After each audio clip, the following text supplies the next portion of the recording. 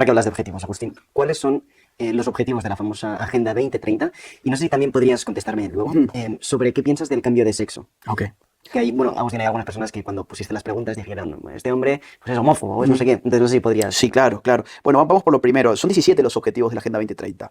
Yo no me los sé de memoria, pero hay objetivos de salud, de educación, hay objetivos de igualdad de género, hay objetivos energéticos, etcétera. O sea, son 17, vamos a decir, secciones que engloban metas. 17 objetivos que se desagregan en metas. En principio, uno cuando lo lee parece una carta a Papá Noel, a Santa Claus, ¿no? O sea, es una cosa muy bonita. Queremos garantizar el hambre cero. Bueno, sí, ¿dónde querés que firme? Vamos, te firmo.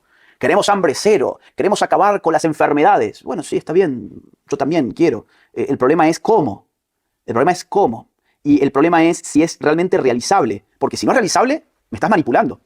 Si lo que me estás diciendo es simplemente una expresión de deseos y a través de esa expresión de deseos estás insumiendo una cantidad enorme de recursos, pues entonces eso es una estafa. Entonces, la Agenda 2030 tiene, por ejemplo, objetivos de ideología de género que están enmarcados bajo el objetivo número 5, que es el de igualdad de género. Pero en ese objetivo que parece enfocado a la mujer, hay una trampa, que es que la mujer está categorizada en función del género, no del sexo. Y ya sabemos que cuanto más avanza la ideología de género, el género se desacopla del sexo. El género pasa a ser una construcción ni siquiera cultural, sino autoperceptual, autoperceptiva.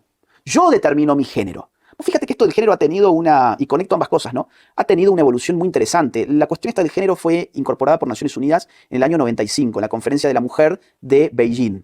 Allí cuando se preguntó, oigan, ¿y qué es el género? No, el género es un sinónimo del sexo, dijeron. Es el sexo, pero bueno, se contemplan aspectos culturales vinculados a la sexualidad de la mujer. Bueno, hasta ahí no había mayor problema. Es evidente que la sexualidad humana no solamente implica una realidad de tipo material biológica, sino también cultural. Eso es evidente.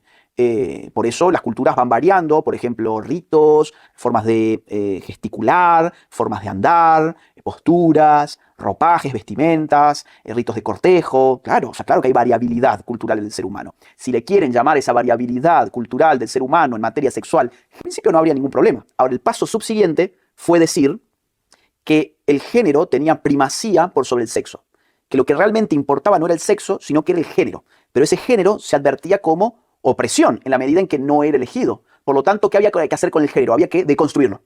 Había que atacar esas imposiciones que eran releídas como patriarcales, heteronormativas, falocéntricas. Entonces tenemos que atacar ideológicamente eso que llamamos género, para demostrar que todo esto es una ficción. Ahora, en la medida en que atacamos eso llamado género, se nos abre otra forma de género, y es la autopercepción. Ya he disuadido y desarmado todos esos mecanismos culturales que a mí me imponían una manera de ser sexual, pues ahora estoy en condiciones de crear mi propia forma de vida sexual. Y ahí tengo la palabra género que ha quedado totalmente vaciada. En un principio significaba algo parecido al sexo, pero en el terreno cultural. En un segundo momento significaba un enemigo al cual había que vencer. Y en tercer lugar significa un espacio vacío que hay que llenar.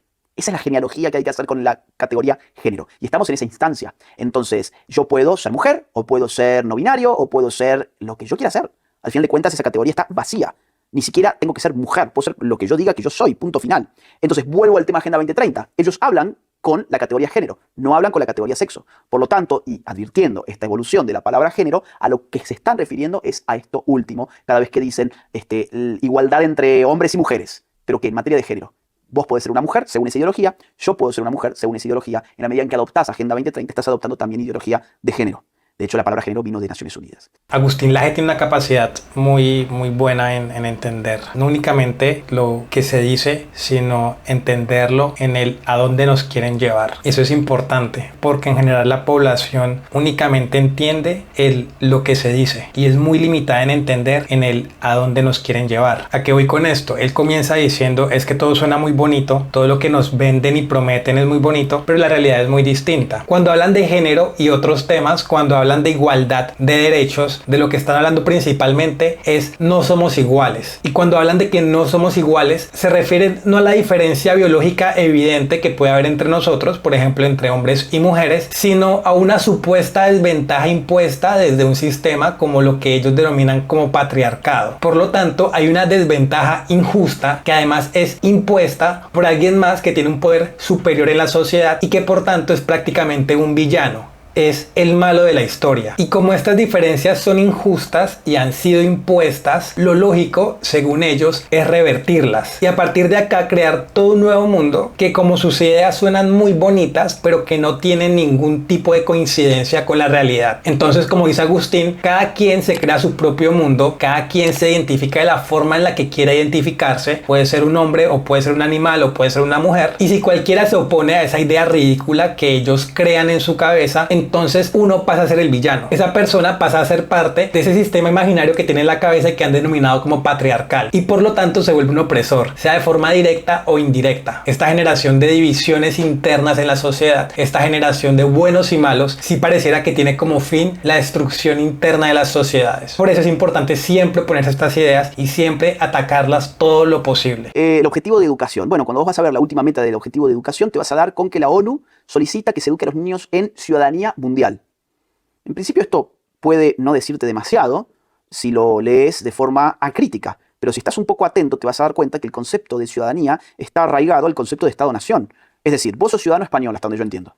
¿Correcto? Correcto. Yo soy ciudadano argentino. ¿Por qué? Bueno, vos has nacido en España, yo he nacido en Argentina. ¿Qué significa ser argentino? ¿Qué significa ser español? Jurídicamente significa que a vos te corresponde una serie de derechos. ¿Frente a quién? Frente al Estado español. Por ejemplo, el derecho a votar. Vos no podés votar en Argentina, yo no puedo votar en España. ¿Por qué? Porque yo no soy ciudadano español y vos no sos ciudadano argentino. El concepto de ciudadanía implica un reconocimiento de derechos, de un estatus jurídico que le corresponde al individuo por su especial relación respecto del Estado-Nación. No hay ciudadanía sin un Estado-Nación en el mundo moderno. Ahora, vuelvo al punto. ¿A qué le llamamos ciudadanía mundial? Si la ciudadanía mundial es una contradicción en sus términos. Para existir ciudadanía mundial, tiene que existir algo así como un gobierno mundial. Y ahí viene la pregunta. Una pregunta que por ahora está abierta.